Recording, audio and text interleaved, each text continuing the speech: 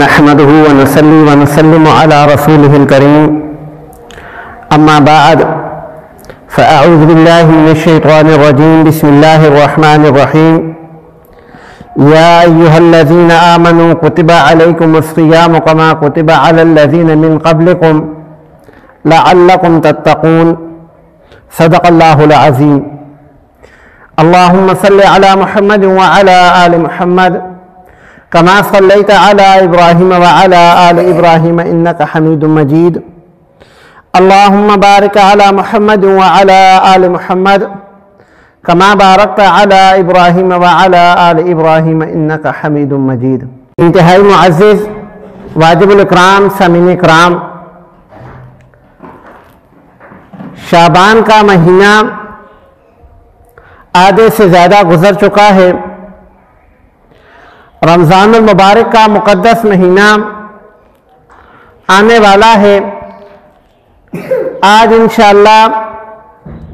استقبال رمضان کے حوالے سے چند گزارشات عرض کرنی ہیں. دنیا کا یہ دستور رہا ہے کہ جب انسان کے گھر میں کوئی مہمان آ رہا ہوتا ہے تو جتنی عزت والا، جتنی شان والا مہمان ہوتا ہے، اس مہمان کی اسی قدر استقبال کی تیاری کی جاتی ہے. انسان کے گھر میں کوئی موقع آ رہا ہوتا ہے، کوئی فنکشن آ رہا ہوتا ہے، جتنا اہم وہ موقع ہوتا ہے، جتنا اہم وہ فنکشن ہوتا ہے، اس کی اسی قدر تیاری کی جاتی ہے. بالکل یہی مثال ہے رمضان المبارک کی. اللہ رب العالمین رمضان المبارک کو سال بعد ایک مہمان کے طور پر مقدر والوں کو، نصیب والوں کو عطا فرماتے ہیں. ہمارے اس معاشرے کے اندر ہم دیکھتے ہیں کئی لوگ ایسے تھے جو پچھلے رمضان المبارک میں ہمارے ساتھ تھے، ہمارے ساتھ اٹھتے بیٹھتے تھے، دعا سلام کرتے تھے، ہمارے ساتھ ان کی محفل ہوتی تھی. لیکن اس رمضان المبارک میں وہ اس دار فانی سے کوچ کر گئے ہیں. اللہ رب العالمین ہم سب کو یہ آنے والا رمضان المبارک صحت اور عافیت کے ساتھ گزارنے کی توفیق عطا فرمائے. اللہ رب العالمین نے جب انسان کو پیدا کیا تو پیدا کرنے کے ساتھ دو دشمن انسان کے ساتھ لگا دیے. ایک دشمن شیطان ہے اور دوسرا دشمن انسان کا نفس امارہ ہے. شیطان،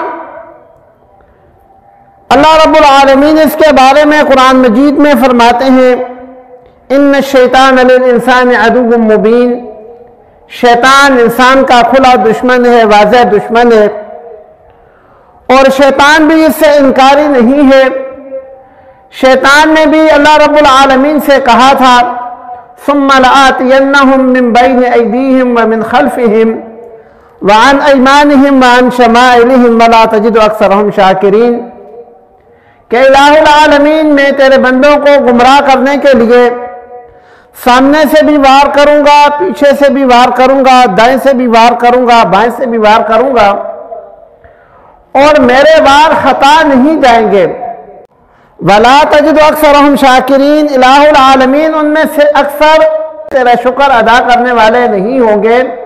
بلکہ وہ میرے راستے پر چلنے لگ جائیں گے. تو یہ شیطان ہر انسان کے ساتھ اس کے موافق اور اس کی سوچ کے مطابق اس کو گمراہ کرنے کے لیے وار کرتا ہے. مثال کے طور پر جب کسی کافر کے پاس جاتا ہے تو کافر کو یہ کہتا ہے کہ دیکھو بھائی، یہ آخرت، یہ قیامت، یہ مرنے کے بعد دوبارہ اٹھنا،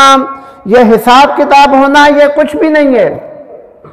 یہ ویسے باتیں ہیں، جو کچھ ہے یہی زندگی ہے، اسی لیے اسی میں مزے کرو، اسی کو انجوائے کرو، بس یہی زندگی ہے، اسی میں جو کچھ کرنا ہے کر لو۔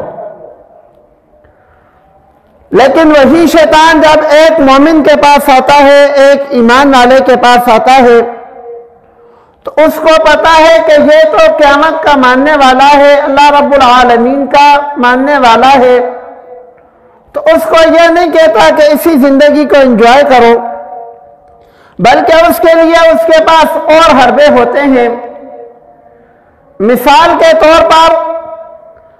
ابھی اذان صبح کی شروع ہوتی ہے 5:15 بجے، تو 5:15 بجے ایک انسان کی آنکھ کھلتی ہے، اذان سنتا ہے، شیطان اسے کہتا ہے ابھی سو جاؤ، 6 بجے جماعت ہوگی، ابھی تو 45 منٹ رہتے ہیں، جب 10 منٹ رہیں گے اٹھ کے وضو کر کے سنتیں پڑھ کے جماعت کے ساتھ شریک ہو جانا، اتنا پہلے اٹھنے کی کیا ضرورت ہے؟ یہاں پر شیطان یہ وار کرتا ہے۔ اور جب محفل میں بیٹھے ہوتے ہیں تو وہاں شیطان یہ وار کرتا ہے کہ تھوڑی سی دل لگی ہو جائے، تھوڑا سا ہنسی مذاق ہو جائے۔ محفل ہوتی ہی اس کام کے لیے ہے کہ انسان کے دل کا بوجھ ہلکا ہو جائے، اس لیے غیبت کرو، کسی پہ بہتان لگاؤ، جو آتا ہے کرو، گناہ کا کام انسان اس سے اس طریقے سے کرواتا ہے۔ اور جب شادی بیاہ کا موقع آتا ہے تو یہاں شیطان کا اور حربہ ہوتا ہے کہ شیطان کہتا ہے کہ جس طرح ہے کہ تمہارا بیٹا 25 سال بعد جوان ہوا ہے، ایک ہی بیٹا ہے، اس میں گھر والے کسی کو ناراض نہیں کرنا، پھپھو اگر ڈھول بجاتی ہے بجائے، ماموں اگر اس میں کوئی غلط کام کرتے ہیں اس کو کرنے دو، اس کا بھانجا ہے، اگر چاچو کوئی خلاف شریعت کام کرتے ہیں تو اس کو کرنے دو، یہ اس کے پیار کا انداز ہے۔ یہ ساری پٹیاں انسان پڑھاتا ہے اور انسان کے دل سے یہ بات نکال دیتا ہے کہ جس اللہ نے تجھے یہ اولاد دی ہے، یہ بیٹا دیا ہے، 25 سال زندگی دی ہے، تیری آنکھوں کا نور بنایا ہے، وہ اللہ کہتا ہے کہ یہ کام نہیں کرنے، یہ انسان بھول جاتا ہے، اللہ کو پیچھے کر دیتا ہے، ماموں کو، چاچو کو، پھپھو کو، خالہ کو آگے کر دیتا ہے۔ یہ انسان پر شیطان کے وار کا طریقہ ہے۔ تو ہر انسان پر اس کی حیثیت کے مطابق شیطان وار کرتا ہے۔ ہر کسی کے لیے شیطان کے پاس کوئی نہ کوئی وار موجود ہوتا ہے۔ ایسا نہیں ہے کہ انسان کی کوئی ایسی کیفیت ہو کہ شیطان کا اس کے پاس کوئی حل نہ ہو۔ ہر حالت کا شیطان کے پاس حل ہوتا ہے اور شیطان بہکانے کی پوری کوشش کرتا ہے۔ یہاں تک بھی سنا ہے کہ شیخ عبد القادر جیلانی رحمۃ اللہ علیہ ایک دفعہ نماز پڑھ رہے تھے تو شیطان آ کے کہنے لگا، بادلوں کی صورت میں آیا اور آ کے کہنے لگا، عبد القادر جیلانی بس کر دے، تیرا بہت کام ہو گیا، تو نے بہت نمازیں پڑھ لی، تو اس سے اللہ راضی ہو گیا۔ شیخ عبد القادر جیلانی رحمۃ اللہ علیہ اللہ والے تھے، اب اللہ والوں کے پاس وہ اس صورت میں آیا کہ اللہ تجھ سے راضی ہو گیا، تیرا جو مقصد تھا وہ اللہ کو راضی کرنا تھا وہ ہو گیا۔ شیخ عبد القادر جیلانی رحمۃ اللہ علیہ فرمانے لگے کہ یہ بات اللہ رب العالمین نے اپنے پیغمبروں سے تو نہیں کہی جن کو برگزیدہ اور چن کر بنایا ہے، تو میرے لیے اللہ نے یہ فیصلہ کیسے کر دیا؟ تو شیطان مردود ہے، یہاں سے دفع ہو جا۔ یہاں پر بھی شیطان کے پاس یہاں پر بھی وار موجود تھا۔ وہ کہنے لگا، عبد القادر جیلانی آج تجھے تیرے علم نے بچا لیا، نہیں تو میں تجھے آج ضرور گمراہ کرتا۔ عبد القادر جیلانی رحمۃ اللہ علیہ کہنے لگے، مردود دفع ہو جا، مجھے میرے علم نے نہیں، میرے اللہ نے بچایا ہے۔ تو ایسے موقع پر عالموں کے پاس شیطان عالم بن کر جاتا ہے، جاہلوں کے پاس جاہل بن کر جاتا ہے۔ اور اللہ رب العالمین نے قرآن مجید میں واضح فرما دیا ہے کہ ان الشیطان للانسان عدو مبین، شیطان انسان کا کھلا دشمن ہے۔ دوسری چیز جو انسان کی دشمن ہے وہ انسان کا نفس امارہ ہے، جو انسان کو برے کام کی طرف ابھارتا ہے۔ اللہ رب العالمین نے نفس کو قابو کرنے کے طریقے بھی پاک پیغمبر صلی اللہ علیہ وآلہ وسلم کی شریعت میں بتائے ہیں۔ جب اللہ رب العالمین نے انسان کو پیدا کیا تو یہ دو دشمن بھی پیدا فرمائے، اور ساتھ یہ بھی آیت نازل فرما دی وَمَا خَلَقْتُ الْجِنَّ وَالْإِنسَ إِلَّا لِيَعْبُدُونَ، کہ میں نے انسانوں کو اور جنوں کو اپنی عبادت کے لیے پیدا کیا۔ اب اگر کوئی بندہ یہاں پہ سوال کرتا ہے کہ عبادت تو اللہ رب العالمین کی فرشتے بھی کر رہے تھے، اور فرشتوں کی عبادت ایسی عبادت ہے کہ جو فرشتہ پیدا ہوتے ساتھ رکوع میں لگا ہوا ہے وہ قیامت تک رکوع کرتا رہے گا، جو سجدے میں لگا ہوا ہے وہ قیامت تک سجدہ ہی کرتا رہے گا، جو قیام کی حالت میں کھڑا ہے وہ قیامت تک کھڑا رہے گا۔ فرشتوں کے اندر اللہ رب العالمین نے یہ صفت رکھی ہے کہ جس کام کے اوپر لگ گئے تو وہ لگ گئے، اب انہوں نے اس کام کو قیامت تک چھوڑنا نہیں ہے۔ تو جب اللہ رب العالمین فرماتے ہیں کہ میں نے جنوں اور انسانوں کو اپنی عبادت کے لیے پیدا کیا، تو عبادت تو فرشتے بھی کر رہے تھے، پھر انسانوں اور جنوں کو پیدا کرنے کا مقصد کیا تھا، یا انسانوں اور جنوں کی عبادت کا کیا مطلب ہوا؟ تو میرے بھائیوں، فرشتوں کی عبادت اور ہے، انسانوں کی عبادت اور ہے۔ ایک مثال سے سمجھاتا ہوں۔ ایک آدمی اندھا ہے، پیدائشی اندھا ہے، اب اس کو اللہ رب العالمین نے 40-45 سال کی زندگی عطا فرمائی۔ جب وہ 45 سال کا ہو گیا تو وہ کہنے لگا کہ میں نے 45 سال کے اندر نہ تو کسی نامحرم کو دیکھا ہے، نہ کبھی ناچ گانے والی کو دیکھا ہے، نہ کبھی کوئی فلم دیکھی ہے، نہ کبھی کوئی ڈرامہ دیکھا ہے، نہ کبھی موبائل پر یا ٹی وی پر کوئی فحش مواد دیکھا ہے۔ تو انسان کہے گا کہ بھائی تیرے اندر تو اللہ رب العالمین نے یہ صلاحیت ہی پیدا نہیں کی، تو دیکھ ہی نہیں سکتا، تیرا اس میں کیا کمال ہے؟ اس کے مقابلے میں ایک آدمی آنکھوں والا ہے، اللہ رب العالمین نے اس کو آنکھیں بھی دیں، اللہ رب العالمین نے اس کو رہنے کے لیے گھر بھی دیا، اللہ رب العالمین نے اس کی معیشت بھی اچھی کی، دنیا کی سارے ساز و سامان بھی دیے۔ پھر اگر یہ آدمی 45 سال کا ہو کر کہتا ہے کہ میں نے ان 45 سالوں میں نامحرم کو نہیں دیکھا،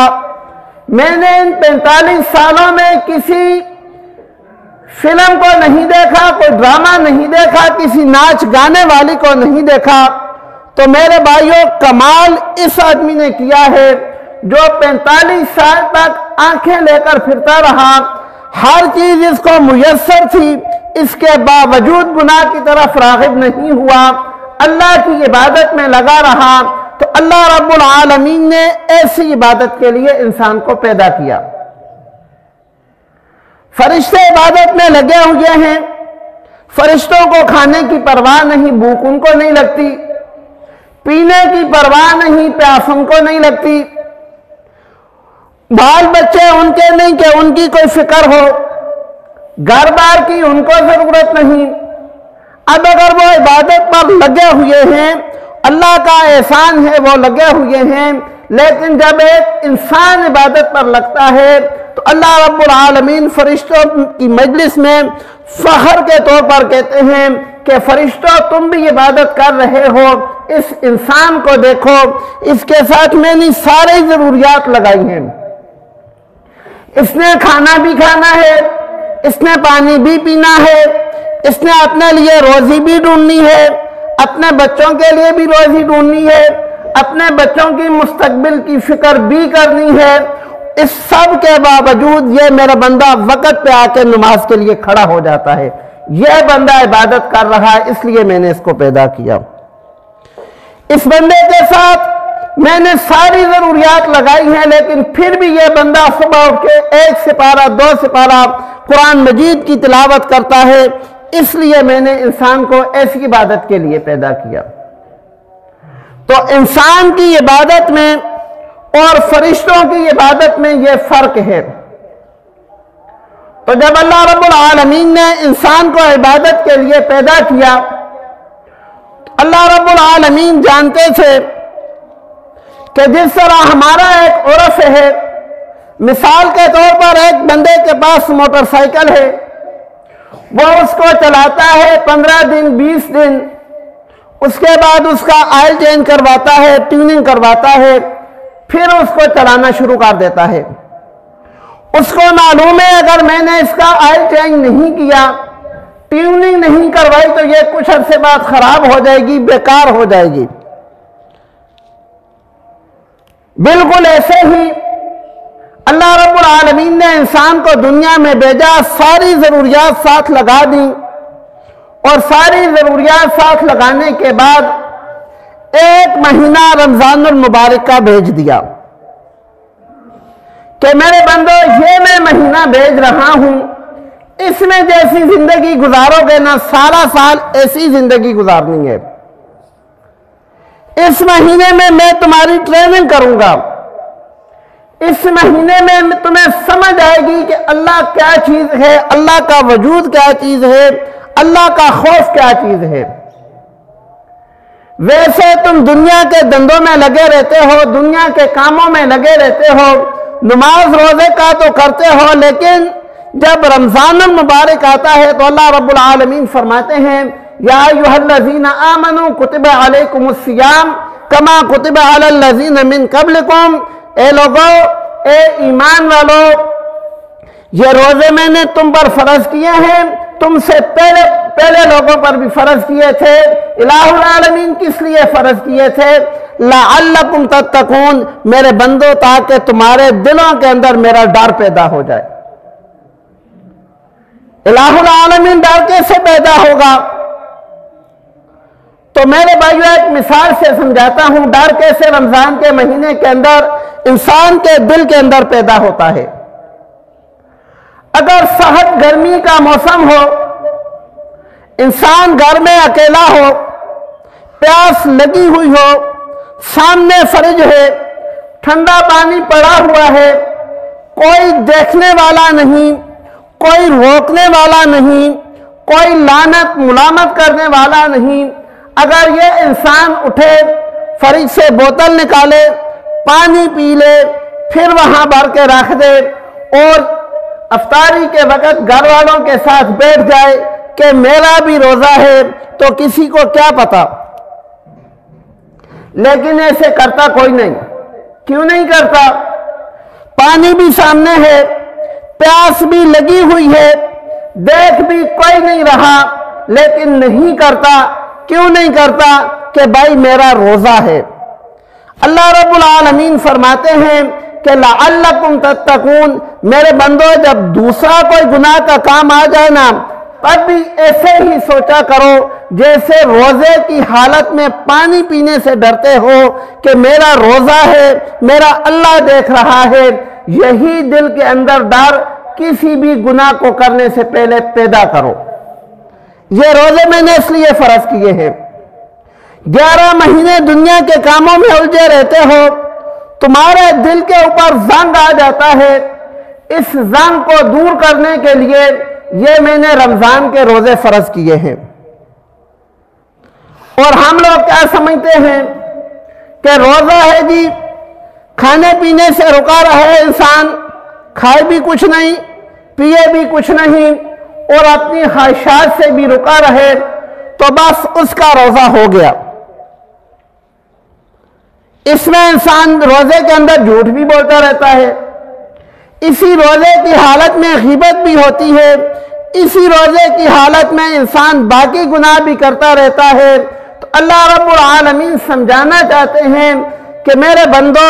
میں نے روزی حلال جو آپ کے لیے کی تھی، پانی حلال تھا، میں نے دن کے ٹائم پر حرام کیا، اس سے تو رک گئے ہو، تو میرے بندو یہ غیبت بھی تو حرام ہے نا، اس سے بھی رک جاؤ۔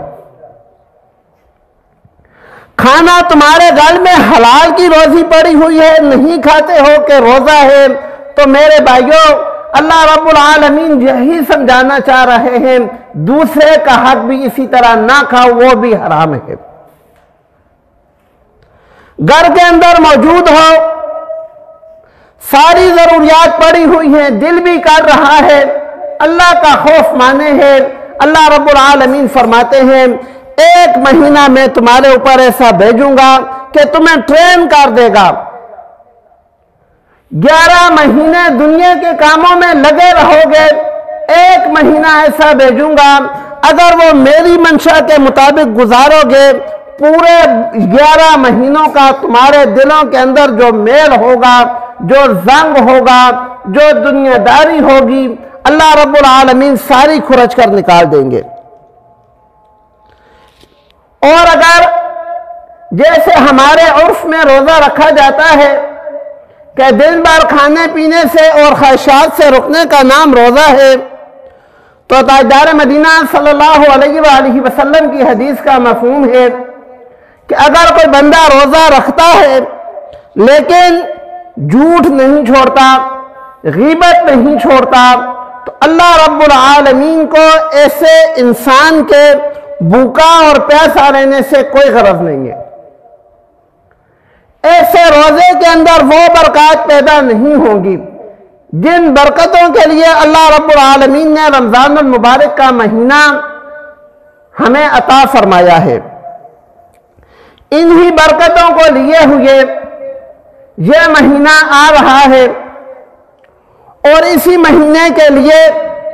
پاک پیغمبر صلی اللہ علیہ وآلہ وسلم